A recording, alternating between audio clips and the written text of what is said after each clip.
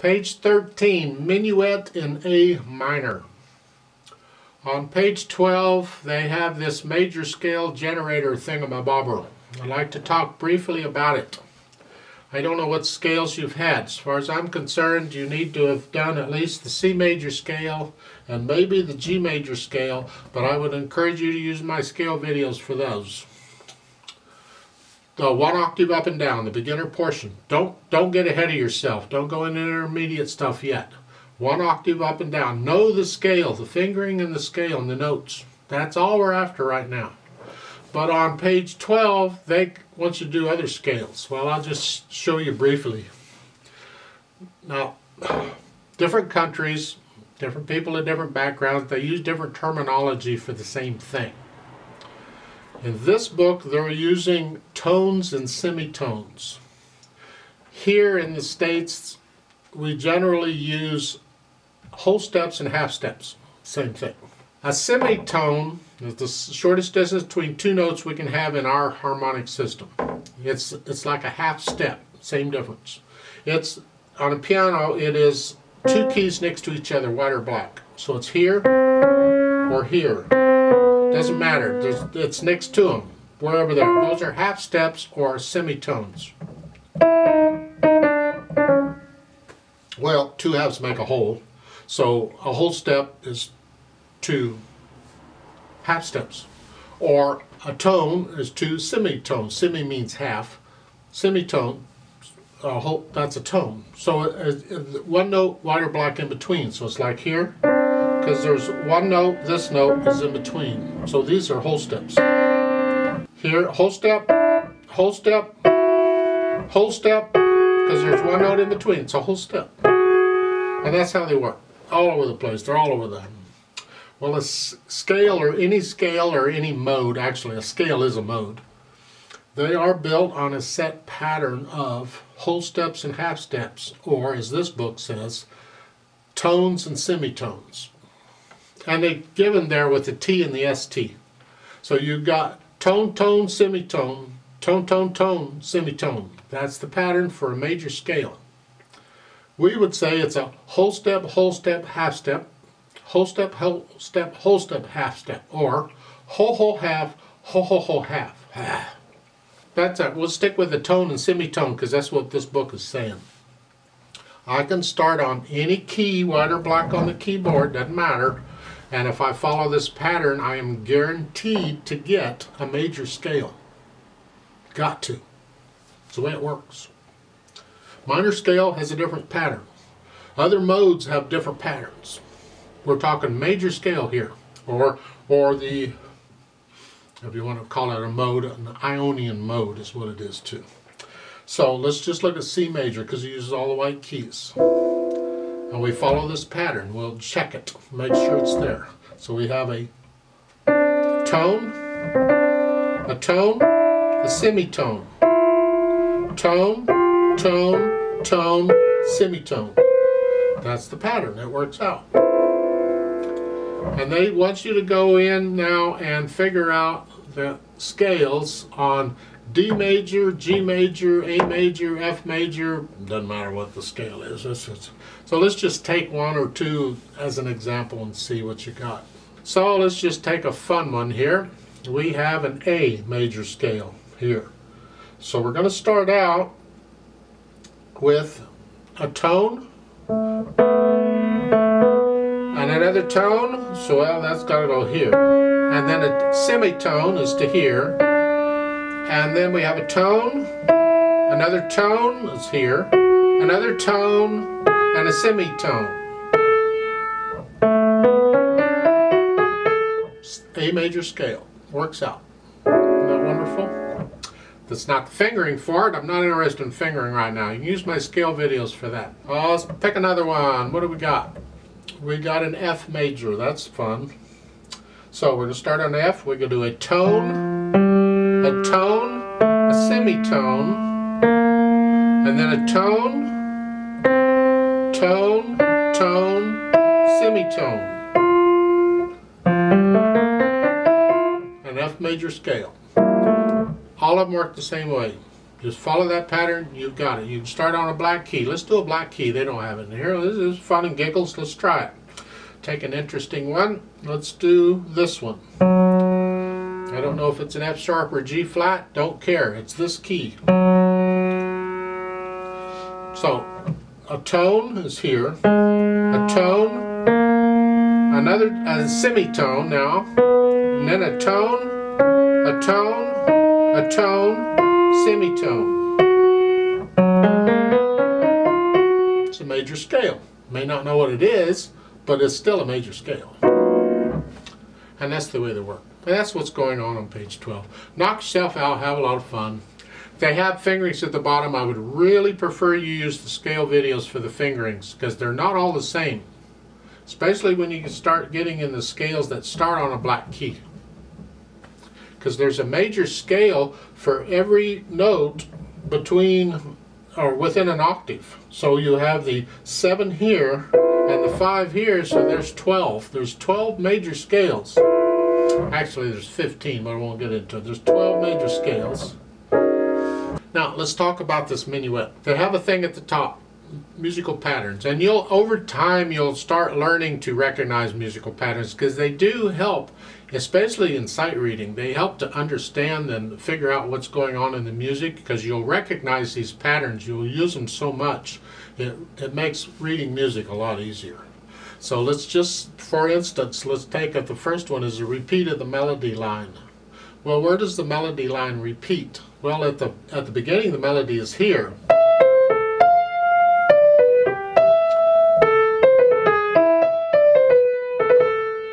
So where else is that melody? Well, look down at the third line down. It starts with the last 2 measures. So the third line. Sound familiar? That's a repeat of the melody line. Actually, you got repeat signs there, so you're repeating the melody line right there too. But we're looking for another place where the notes are written out and it's repeated. And that's it. So the G major triad, where's that at? Well, you got to know what a G major triad is. Well, you got to know what a triad is. Ugh, I don't know. Hopefully you've got all this background, because I don't know that the book has presented this. Maybe the previous books presented it. I haven't done them yet, so I don't know what they are. But a G major triad is simply a G, a B, and a D. Triad is a 3-note chord. Tri, 3, 3. So where is this? Well, it happens to be in the second measures one, because the notes are backwards. It's still a G major triad. It doesn't matter what order the notes are in. It's those notes. It's a broken chord. That's probably elsewhere too. I won't go into them, but that's one. Then they have an A minor triad. Well, triad is a 3-note chord, and an A minor triad is an A, a C, and an E.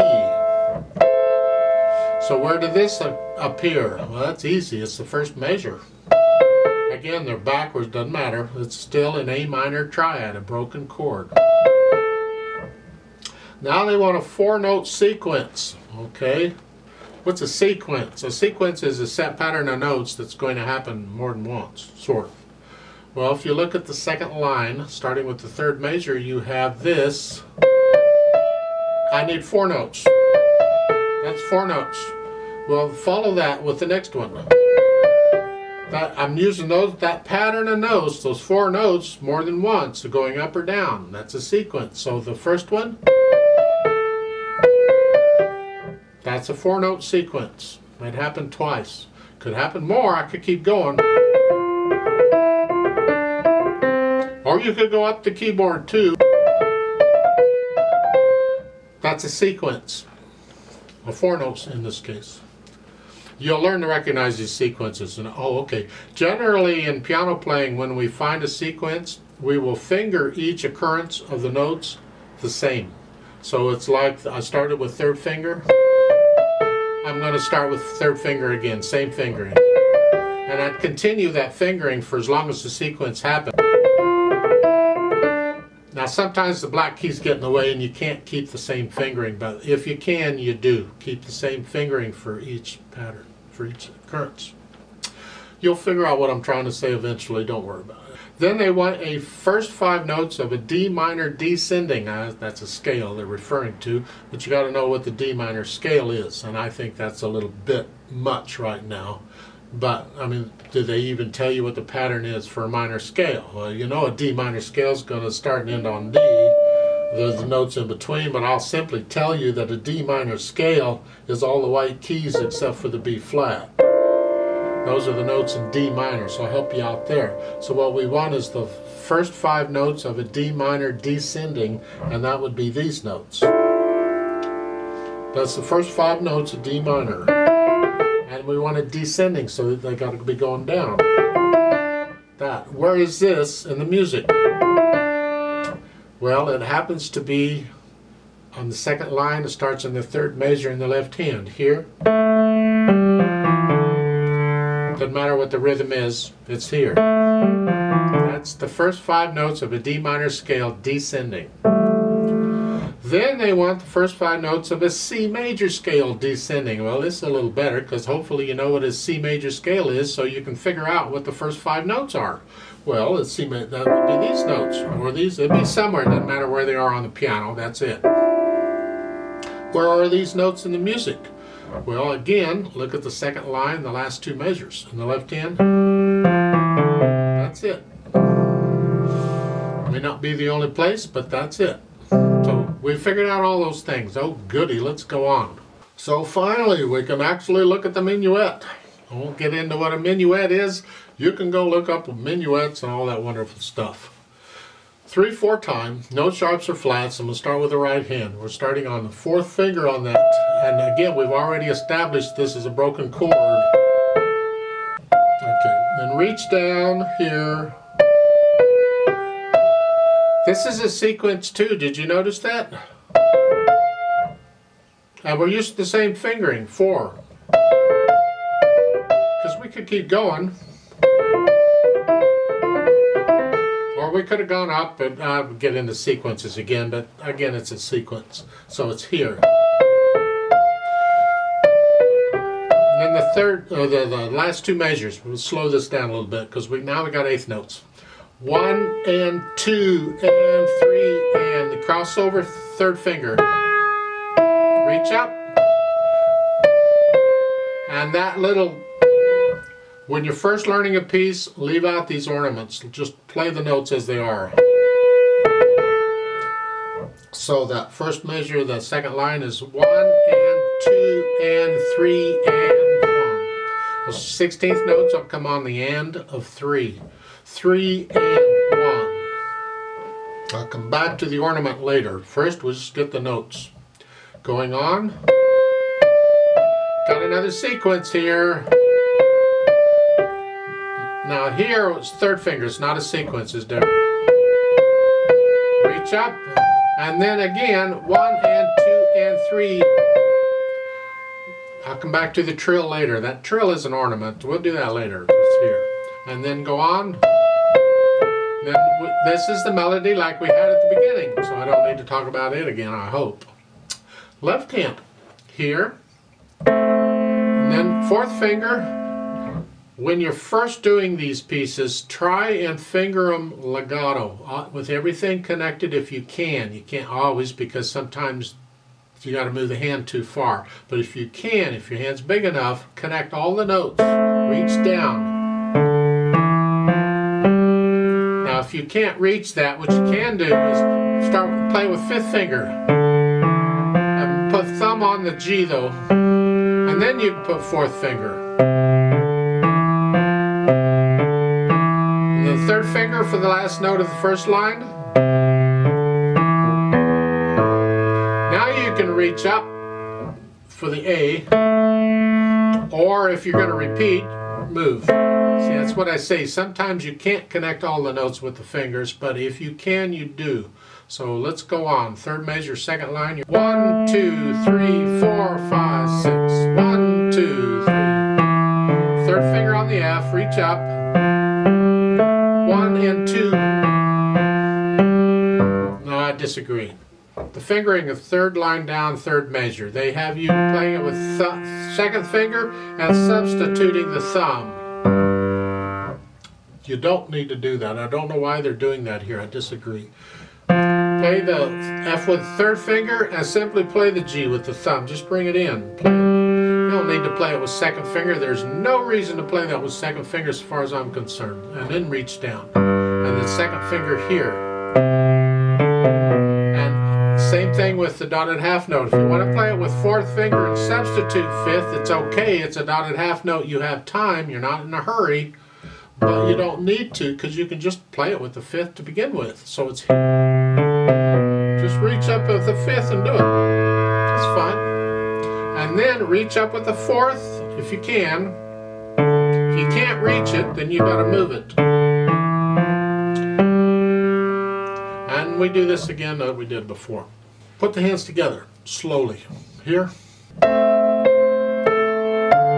I'm going to use fifth on that D because it's easier for me. I just need a thumb on that G when I get to it.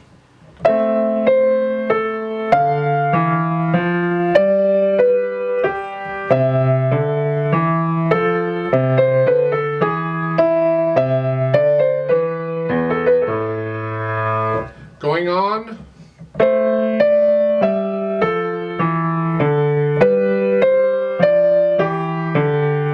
Third line down.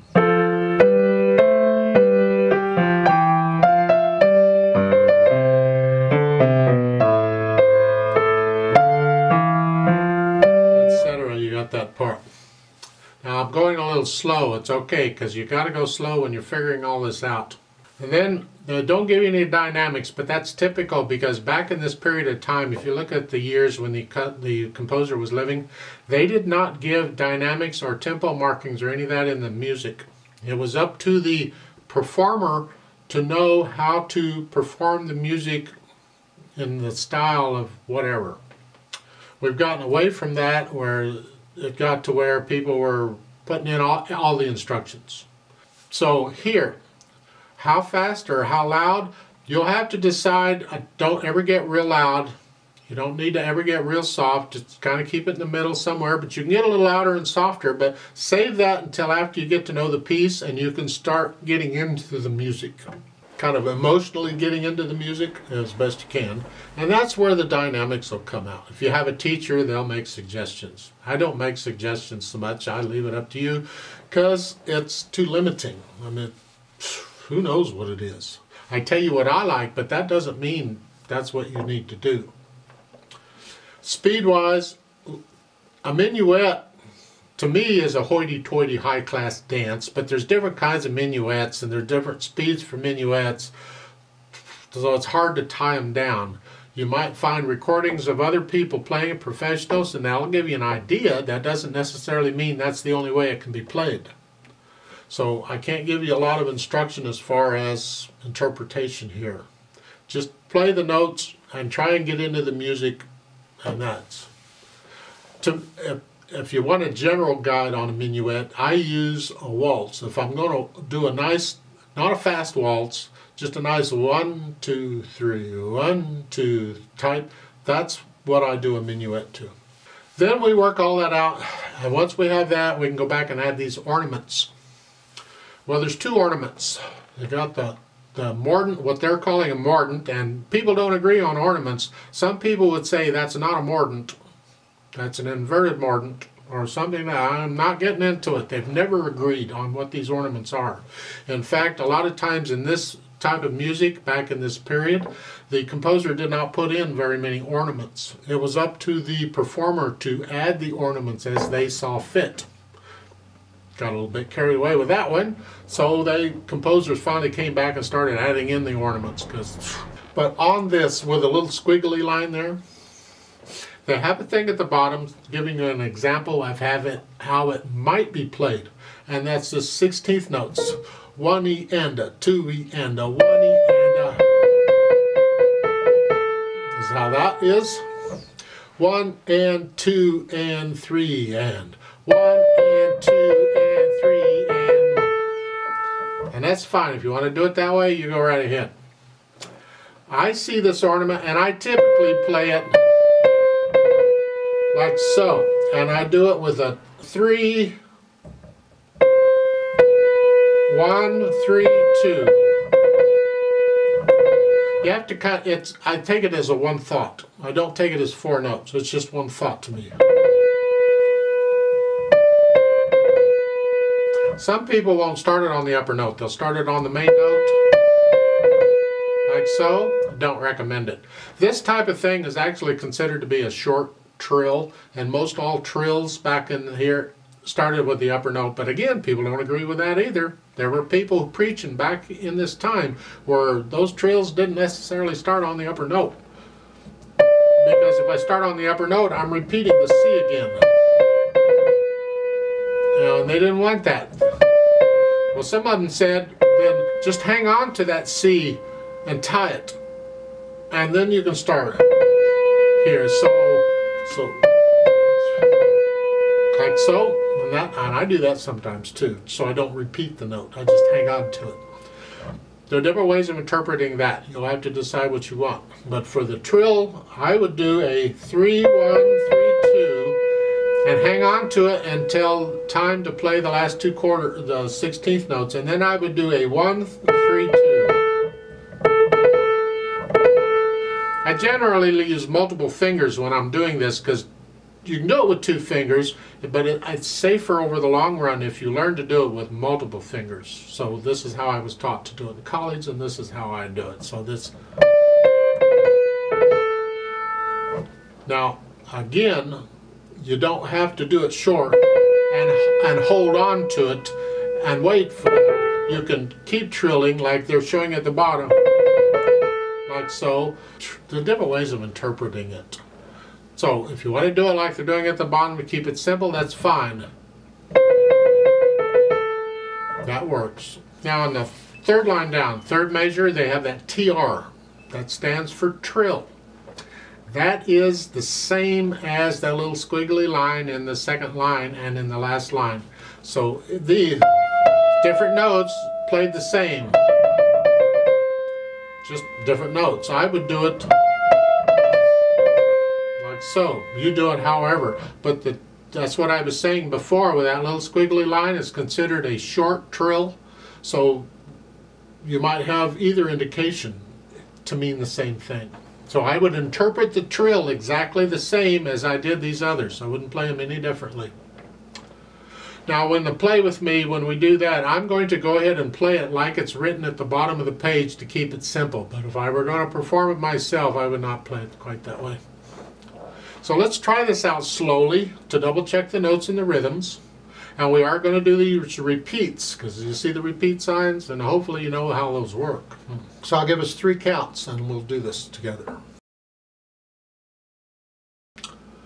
1, ready, go.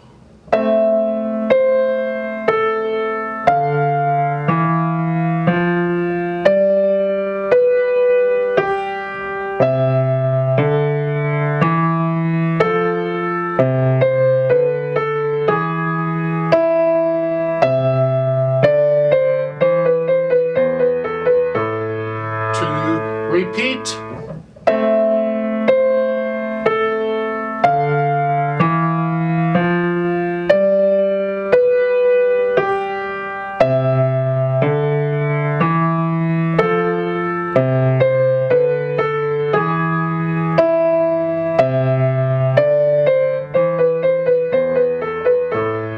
2, 3.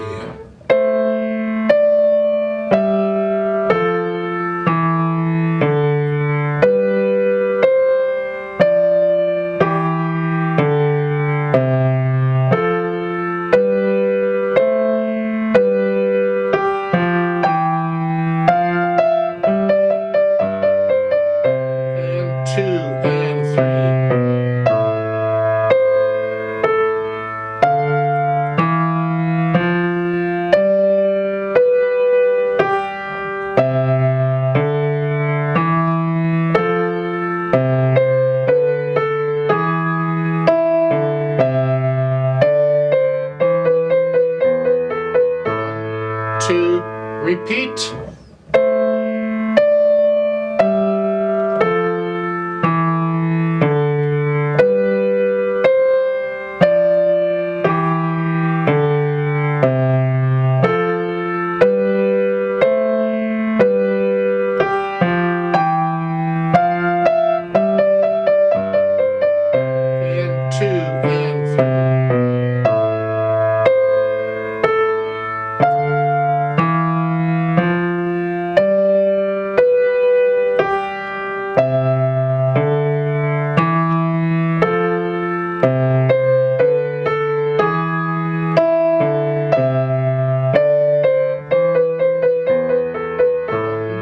2, 3, off.